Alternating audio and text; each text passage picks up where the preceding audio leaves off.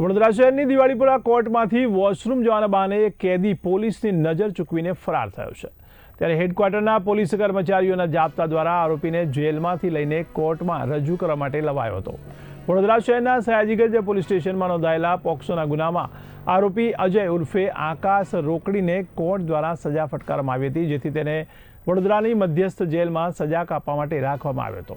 ત્યારે સોમવારના રોજ આરોપીને સુનાવણી માટે દિવાળીપુરા કોર્ટમાં રજૂ કરવાનો હતો, જેને કારણે પોલીસ હેડક્વાર્ટરના સ્ટાફ દ્વારા કેદીને સેન્ટ્રલ જેલમાંથી કોર્ટમાં કડક બંદોબસ્ત વચ્ચે લાવવામાં આવ્યો હતો। ત્યારે આ કેદી પોલીસ કર્મચારીની નજર ચૂકવીને અચાનક ફરાર થઈ ગયો હતો। આ ઘટના બનતા જ પોલીસ બેડામાં પણ ચકચાર મચી ગઈ છે।